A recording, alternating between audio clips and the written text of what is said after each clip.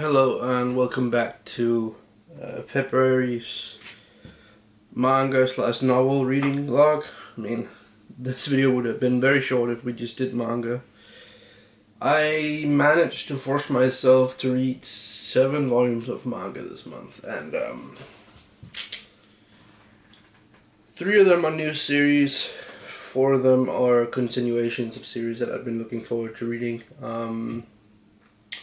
And then I've just been in my nerd bag. I've been reading hella novels. I have 6 novels on here. 6.5 if you're being cheeky with it. But, you know what, let's start off with the manga and then I'll move into the novels. So you guys who are here for manga can get an overview of what I read and what I thought. And then, I'll talk about these novels since it's becoming an increasing part of this channel, and my whole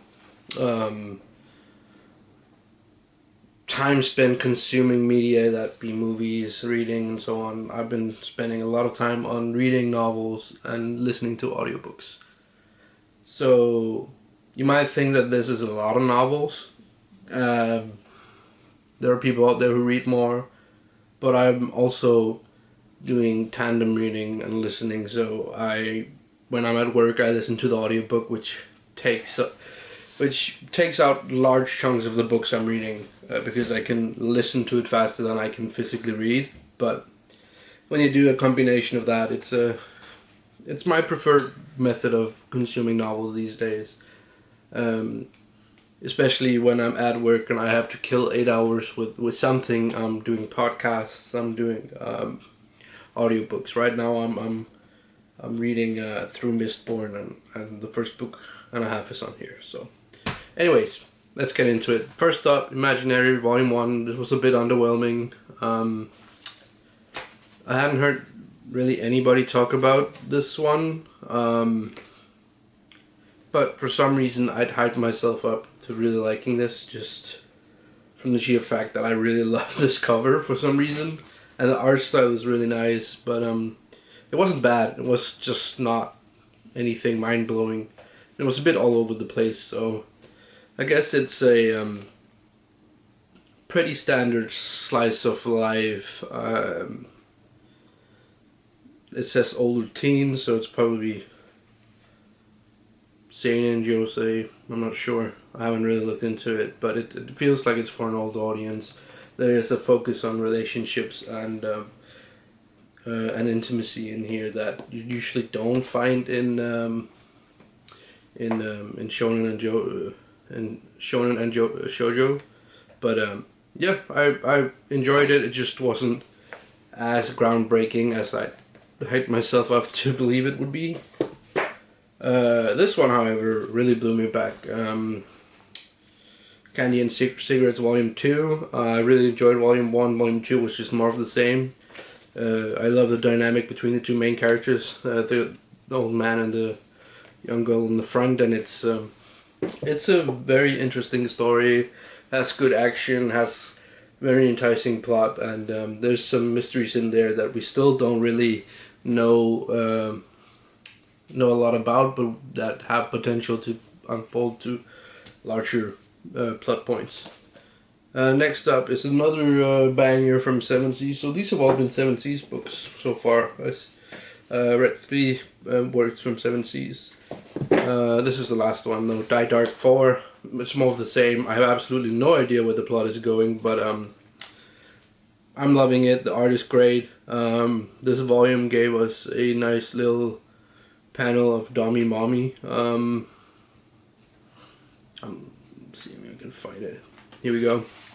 Taking a little nap. Yeah, I don't know. It's these volumes are absolutely amazing. They're super fucking heavy. Like, they're heavier than a Viz Signature volume, and size-wise, you can see how small they are compared to it. But yeah, it's some really nice paper in here. Very heavy, super white. Spines are beautiful, and I mean the story is enticing, even though it seems like there is no rhyme or reason to it at this point, at least. Hopefully it gets going soon. Also, because you don't want too many volumes of just kind of being in this world with no sense of direction. But there was a bit of like plot development in here, but it still has a long while to go. Next up, Asadora 6. What can I say? It's the GOAT Naoki Urasawa. His latest mystery kaiju series. So great. Really enjoyed it. I really recommend picking these up. They're super nice editions. They're $15 US if you pick them up at retail, but you guys from America have a lot of ways to get on the retail manga, so I recommend picking this up. Maybe wait for a sale or something. So it's not running anyway. It's not super popular, but it's popular enough that it's getting printed, I guess. And release schedule super slow. I think it's due to Urasawa working on the series one volume at a time in between like other projects. So he'll do like an entire volume. It's kind of like the Hunter x Hunter approach, I guess, but minus the sickness and the health issues and so on. Mob Psycho 100 Volume 9. It's Mob Psycho, one of my favorite series of all time. Anime is a masterpiece, and people kind of complain about the art in this, but it has its charm. It's not supposed to be good. It's that's just how the original creator like put it out, and I'm honestly not mad at it. But the one thing I'm kind of mad at is Dark Horse putting these out so slowly. It's been done for years, and there's 16 volumes, and we're only at volume 9. 10 should be on the way, if it's not already out, but we're still missing 6, and at this pace it could take anywhere between 2 to 6 years before we get them, if not more. Next up, another new series, Touring After the Apocalypse. It was okay. It was a bit all over the place. I mean, if you want cute girls doing cute things in in the apocalypse, then this is a series for you. It didn't really draw me in too much. It didn't give me enough really to kind of enjoy the world, but there was some stuff in there that was interesting, and we can kind of you can look forward to exploring in future volumes. It's by Yen Press, so it's a bit expensive, $13 US, 17 Canadian. So an expensive regular ass Tapabon volume. So do with that information what you will. Last volume of manga, The Elusive Samurai, Volume 1. I have 2, 3, and 4 on deck. I read this, did not feel like reading the next 4 as I was planning to. I was just kind of planning to binging them, but yeah, this kind of gut punched me, and I was kind of bored. I'm not giving up on it though. It had some interesting characters, some interesting gimmicks, but I just wasn't in the mood, and I had to force my way through this, and that's just not how you're supposed to enjoy manga. So that's all the manga I managed to read in February. It's kind of a sad little selection of books, but yeah, you know, 7 volumes is more than nothing. Gotta start somewhere, and I've been really digging fantasy novels lately, and you know, if that's what's gonna like make me happy at this moment, then that's what I'm gonna focus on. So first novel I finished this month. It's kind of cheating because I was pretty much done with it, but I finished it in like 2 days at work at the start of February. But Kings of the Wild, fantastic novel. I mean, if you are kind of considering getting into fantasy novels, this is a good starting point in my opinion. It has a lot of tropes, but it does it really well. The world doesn't feel unfamiliar because it's a lot of creatures you've already known from film and from the series and maybe even manga. But it's basically a bunch of old dudes past their prime who get back together to do one last one last trip to save one of the main characters' daughter from the main bad guy, and there were some twists and turns in here I wasn't expecting, and I'm really looking forward to reading the second novel, Bloody Rose, which is not going to focus on this band. They're called bands, so it's not going to focus on Clay Cooper and his mates. And what was the Saga? That's their band name. Yeah. I mean, and they were the best of the best, so they're kind of past their prime, and you see how they struggle. And you know, one's gotten fat, one had been petrified, one have like marriage issues, and yeah, it's just kind of cool to see Nicholas Eames take these flawed characters and kind of get them together for one final glorious tour, and it's great fun. The humor is fantastic. If you get your hands on the audiobook, that's also really great. I really love the narrator on that. Really fun. Added this like southern accent, which actually fit pretty well with how these like old burly, somewhat conservative, kind of, now I said conservative, not really, oh that's going to trigger all the Americans, reserved, that's what I should say, reserved old men, middle-aged men. I don't want to be ageist here. But next up, I read this book is called The Devil's Apprentice. It's by a Danish author, Kenneth B. Anderson, and it's about a boy who mistakenly gets taken to hell to become Satan's apprentice because Satan is dying. This is a Danish grade school fantasy horror book.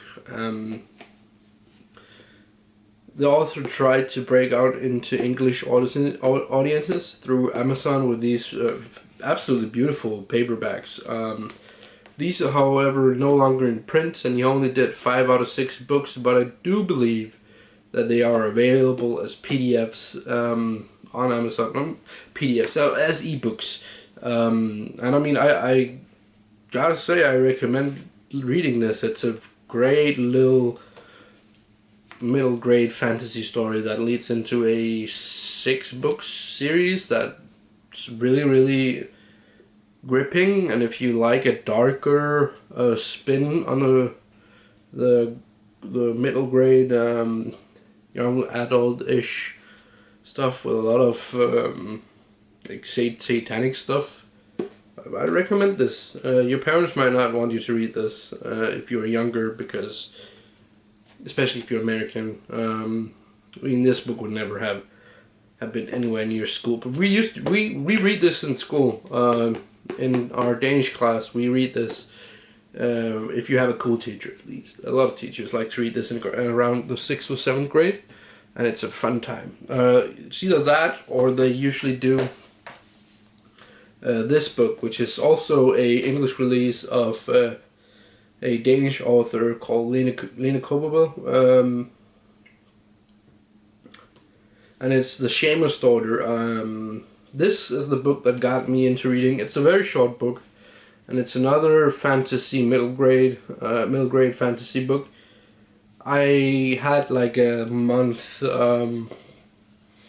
access to like a Danish audiobook service, and they had this and The Devil's Apprentice on there, so I tandem read them and listened to them at work, and I had a great time revisiting these worlds of my childhood. And this is a bit more tame than the other one, but it's nonetheless still a fantastic novel, and this one's still in print. If there's anybody out there who is interested in reading some Danish middle grade fantasy, and I think this is put out by Pushkin Children's.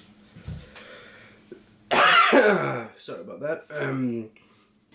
Yeah, I'd say look it up. It's a quartet, I think it's called.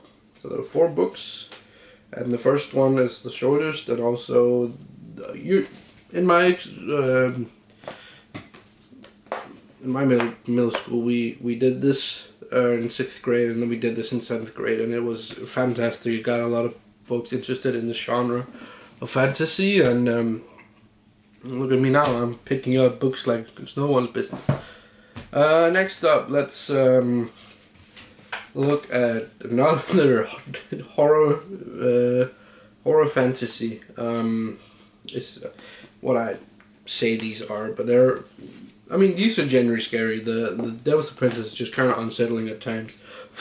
But book 2 and 3 of the Waterstone Chronicles, I read these as a child, and I am revisiting because I bought the entire set, and since learning that the author Joseph Delaney has passed away, I've just kind of been really wanting to get back into his world and read the main series, and then read the Starblade Chronicles and Brother Wolf afterwards, which are the 2 sequels, and great. And these are originally out in English, so they are available if anybody's interested. But it's basically a middle grade fantasy version of The Witcher, so if you need that monster hunter, witch hunter, whatever hunter itch scratched, I'd recommend checking this out. Next up, I finished the Final Empire, and wowie, I really enjoyed this book. It was great.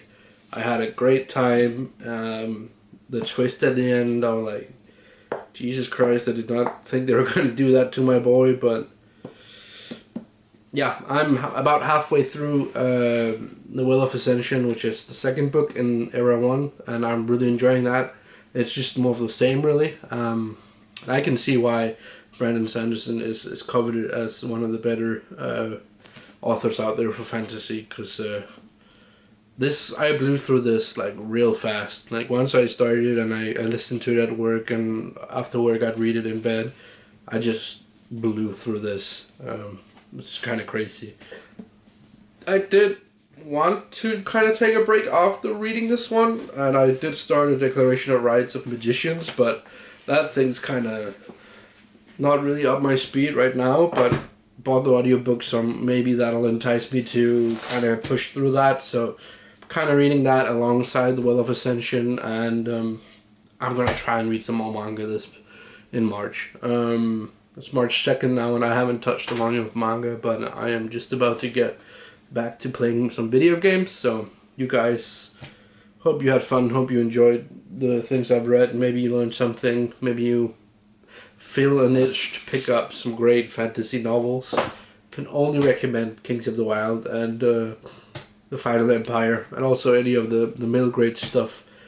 Great short little reads. You can read those in like a week, no problem. I mean, there are so little words on the page. I know you got manga fans are gonna say that, oh, that's a lot of words, but there's like 5 light novels in one of these books, so it's not that bad. Anyways, that's all for this time. Hope you guys have fun and continue reading stuff.